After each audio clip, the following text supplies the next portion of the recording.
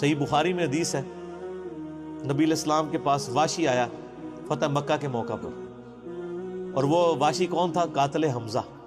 ہائے ہائے، حمزہ نبی علیہ السلام کے صرف چچا نہیں تھے بلکہ بھائی بھی تھے، دو شریک، اور ہم عمر بھی تھے، دوست بھی تھے۔ واشی کو حضرت بلال نے سفارش کروائی کہ یا رسول اللہ میرے کہنے پہ معاف کر دیے جائے۔ واشی پیش ہوا، فرمایا واشی یا رسول اللہ قاتل حمزہ، یا رسول اللہ تیرا ایمان قبول ہے، لیکن کیا تو ایسا کر سکتا ہے کہ اپنی شکل مجھے نہیں دکھا؟ ہائے ہائے ہائے، یہ وہ شخص ہے جو حریص علیکم بالمؤمنین رؤوف الرحیم ہے، لیکن چچا کے معاملے میں، اور وہ چچا ایسا نہیں جو صرف چچا ہی تھا، وہ دین کا مجاہد تھا، دین کے لیے کنٹریبیوشن تھی۔ اور میں آپ کو علا وجہ بصیرت کہتا ہوں کہ حضور کی وفات کے وقت اگر حضرت حمزہ زندہ ہوتے، خلیفہ اول حضرت ابوبکر نے نہیں ہونا تھا، حضرت حمزہ نہیں ہونا تھا۔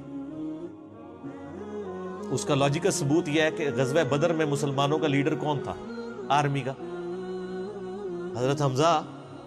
نبی علیہ السلام تو خیمے میں تھے نا، مسلمانوں کو لیڈ کون کر رہا تھا؟ حضرت حمزہ۔ غزوہ احد میں کون لیڈ کر رہا تھا؟ حضرت حمزہ۔ اسی لیے آپ نے پھر غزوہ احد کے شہداء پہ جا کے جنازہ پڑھا تھا نا، کہ ان کی وجہ سے بعد والے لوگ بینیفیشری ہوں گے، تو یہ لوگ تو بینیفیشری نہیں ہوئے، ان کو تو سب کچھ آخرت میں ملا ہے۔ یہ نہ ہو کہ اب تم آپس میں، بخاری مسلم میں یہ بھی حدیث ہے، میرے بعد کافر نہ ہو جانا کہ ایک دوسرے کی گردنیں کاٹنا شروع ہو جاؤ، اور وہی ہوا پھر بعد میں۔ تو نبی علیہ السلام نے قاتل حمزہ کو معاف کیا، اور فرمایا پوری زندگی پھر واشی سامنے نہیں آیا حضور کے، حالانکہ آپ کو تو اللہ نے گارنٹی دی ہے حریص علیکم بالمؤمنین رؤوف الرحیم۔ نبی علیہ السلام مومنین پر رؤوف بھی ہیں، رحیم بھی ہیں۔ اب میں تھوڑی سی انجینئرنگ کرتا ہوں کہ انسان کو اپنے چچا سے زیادہ محبت ہوتی ہے اپنی اولاد سے، مطلب اس پہ تو کوئی دوسری رائے نہیں ہے۔ جن جن کے بچے ہیں، یعنی میرے بھی اپنے بچے ہیں، آپ میں سے بھی اکثر لوگ شادی شدہ بیٹھے ہیں، آپ خود انالیسس کر لیں، بلکہ اولاد تو بعض کا انسان کو ماں باپ سے آگے ہو جاتی ہے۔ تو جن لوگوں نے حضرت حمزہ کے ساتھ ظلم کیا اور ان کو قتل کیا، ان کا ایمان قبول نہیں کیا گیا۔ تو جن لوگوں نے حضرت حسین ابن علی کے ساتھ ظلم کیا،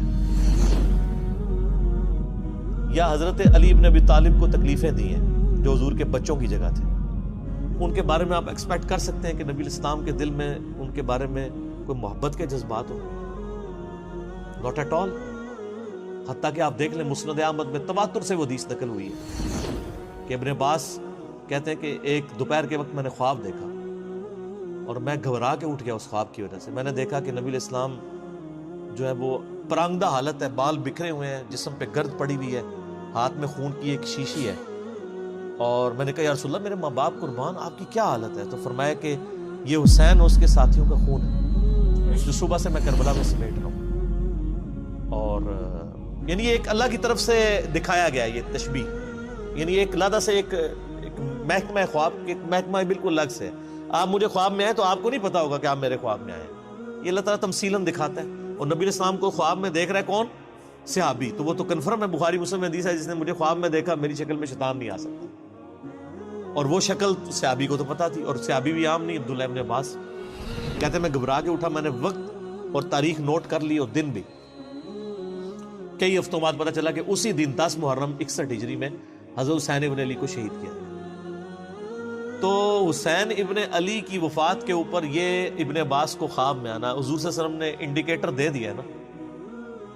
اسی حدیث کو نقل کر کے اسماعیل دہلوی، جس کو دیوبند اور اہل حدیث جو اس وقت پریکٹیکلی یعنی ایک سمجھ لیں کہ یزید کے ٹھیکیدار بنے ہوئے ہیں اس کے دفاع کے اوپر، ان کے مشترکہ امام ہے اسماعیل دہلوی، شاہ ولی اللہ دہلوی کا پوتا۔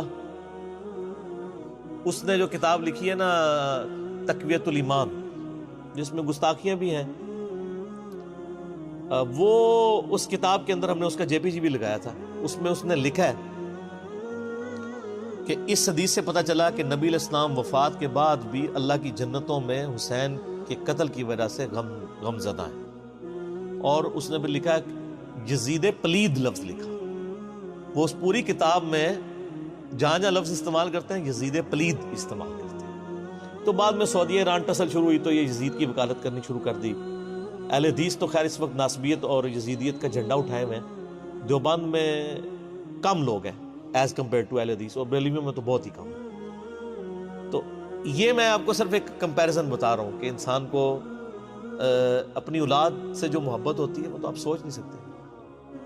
ترمذی میں اور مسند احمد میں حدیث ہے, نبی علیہ السلام نے حضرت حسین کو اٹھایا ہوا ہے اور آپ فرماتے ہیں اللہ یہ میرے بیٹوں میں سے ایک بیٹا ہے, اللہ اس سے محبت کر, جو اس سے محبت کرے, اس سے دشمنی رکھتے ہو اس سے دشمنی رکھ.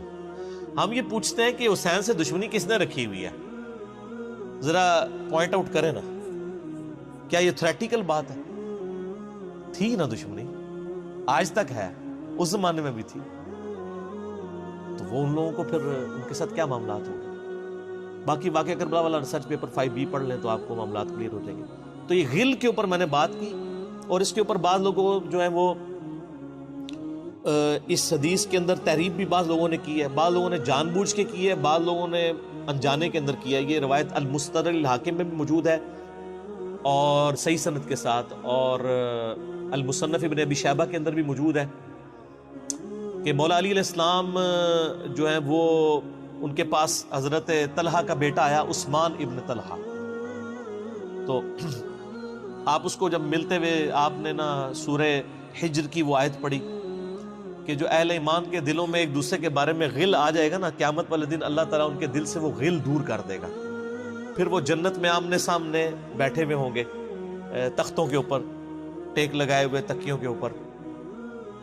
تو انہوں نے کہا کہ میں اللہ سے امید کرتا ہوں کہ یہ آیت میرے, طلحہ اور زبیر اور عثمان ابن عفان, ان 3 بندے اور چوتھا میں, یہ آیت ہمارے بارے میں ہے کہ اللہ تعالیٰ ہمارے دلوں میں جو ایک دوسرے کے لیے میل آ گیا قیامت والے دن وہ دور کر دے گا اور ہم ایک دوسرے سے راضی ہو جائیں گے.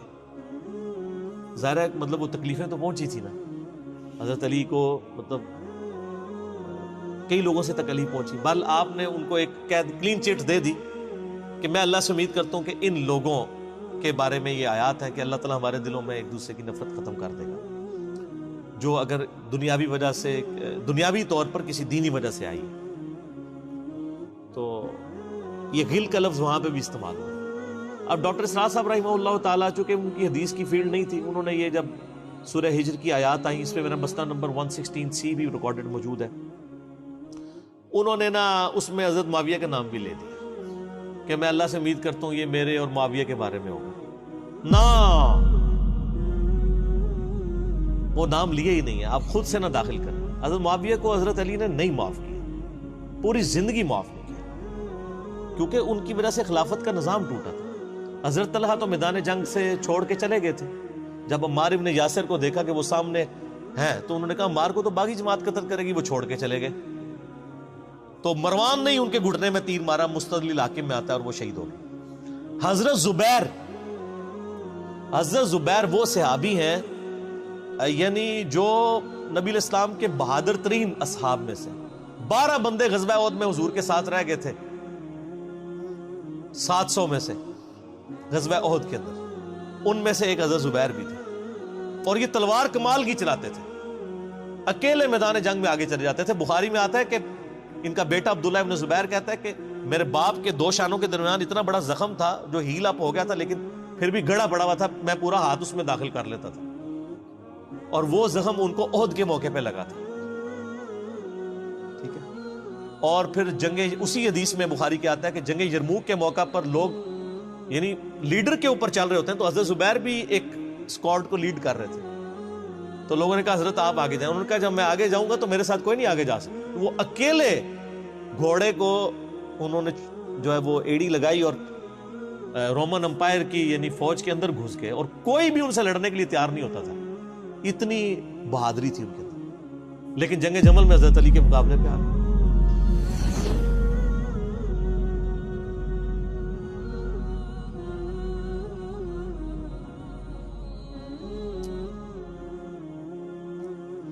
اس تکلیف کا کوئی اندازہ نہیں کر سکتا.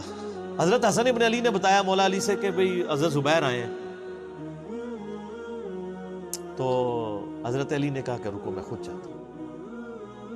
گئے, کہا زبیر یاد ہے وہ دن جب نبی تم مجھ سے بڑا پیار کر رہے تھے، پھوپھی ذات تھے نا، نبی علیہ السلام کی پھوپھی کے بیٹے ہیں حضرت زبیر بن عوام رضی اللہ تعالیٰ.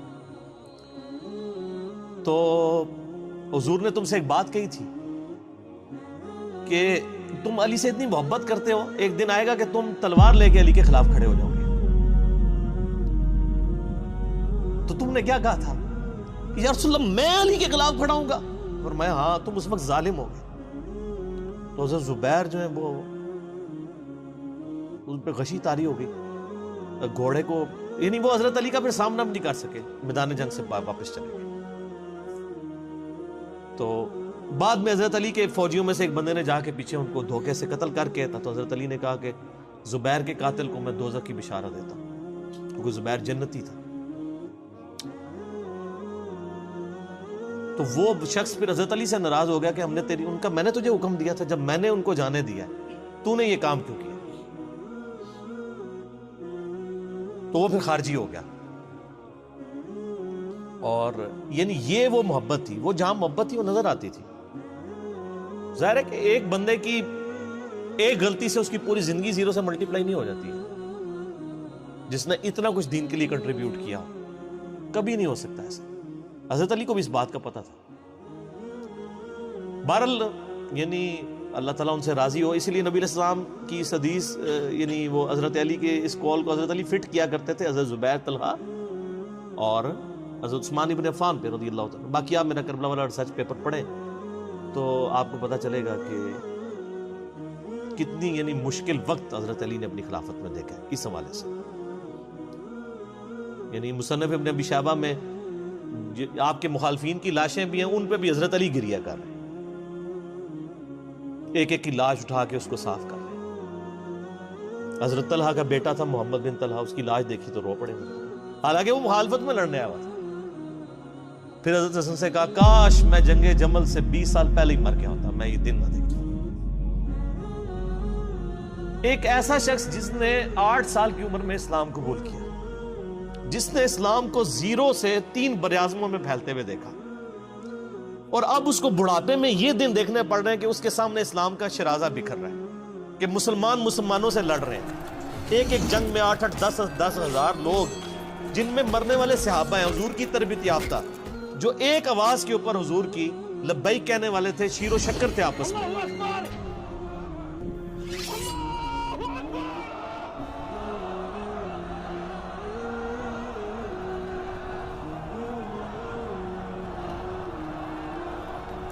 آپ اندازہ کر سکتے ہیں. اسی لیے حضرت علی جو ہیں وہ یعنی کوفے میں شہر سے باہر آپ کو پتہ ہے کنویں ہوا کرتے تھے، اکیلے جا کے کنویں پہ بیٹھ کے رویا کرتے تھے کہ یا اللہ اس امت کے ساتھ کیا ہو گیا. کوشش کرتے رہے، اینڈ رزلٹ یہ ہے کہ وہ خلافت کا نظام. اسی لیے مصنف ابن ابی شیبہ میں آتا ہے کہ آپ نے فجر اور عشاء کی نمازوں میں قنوت نازلہ پڑھی، اللہم علیک بمعاویہ و اشعائہ، اے اللہ معاویہ اس کے شیعہ کو برباد کر، علی اور اس کے عمر بن عاص اور اس کے شیعہ کو، ابا سلمی اور اس کے شیعہ کو، قیس اور اس کے شیعہ کو برباد کر. باقی احادیث میں آپ علیہ السلام نے جو بشارت کر دی تھی، سنن صحیح کبریٰ کے اندر حدیث موجود ہے، حاکم کے اندر، کہ نبی علیہ السلام نے حضرت علی سے ایک دن فرمایا تھا، اے علی اگلی امتوں میں سب سے بڑا بدبخت وہ تھا جس نے قوم عاد کی اونٹنی کو قتل کیا اور اس کے بعد عذاب آ گیا. میری امت کا سب سے بڑا بدبخت وہ ہوگا جو تیرے سر کے خون سے تیری داڑھی کو رنگ دے. اور وہی ہوا ہے. اور اس کے بعد پھر دیکھیں امت ایک جگہ جمع نہیں ہوئی ہے. حضرت علی ایک آخری کوشش تھی، اور جن لوگوں نے اس وقت ساتھ نہیں دیا پھر ان کو دنیا میں اس کا خمیازہ بھگتنا پڑا ہے. عبداللہ بن عمر نے بیعت نہیں نہ کی تو صحیح بخاری اٹھا کے دیکھیں، عبداللہ بن عمر کو آل امیہ نے قتل کروایا، حجاج ابن یوسف نے زہر آلود نیزہ مروا دیا. اور حاکم کے اندر مجموع الزوائد کے اندر موجود ہے، حضرت عبداللہ بن عمر آخری عمر میں کہا کرتے تھے کاش میں اس وقت علی کا ساتھ دیتا اور یہ خلافت کا نظام تو بچ جاتا. کیونکہ کئی لوگ بیچ میں نیوٹرل ہو گئے تھے جو پھر ساتھ نہیں دیا، تو اس کی وجہ سے پھر حضرت علی کے چونکہ اب پاس اتنی مین پاور نہیں تھی کہ اس سسٹم کو سنبھال سکتے، بال پھر وہ شہید ہو گئے اور پھر معاملات آ گئے. خیر بات کہاں سے کہاں نکل گئی، کیونکہ یہ اس کے ساتھ غل کا لفظ تھا، تو یہ غل کے لفظ کو ایڈریس کرنا ضروری تھا. تو تو آج ہم جب جنگ جمل صفین نہروان کو ڈسکس کرتے ہیں تو یہ کوئی غل والی بات نہیں ہے، یہ وہ چیزیں ہیں جو ایک ریالٹی ہیں، اور وہ اگر یہ غل والی بات ہے تو نبی علیہ السلام کے دل میں بھی نعوذ باللہ غل تھا، مولا علی کے دل میں بھی غل تھا، ایسا نہیں تھا۔ وہ دین کی حمیت کہلاتی ہے، اس کو غل نہیں آپ کہتے۔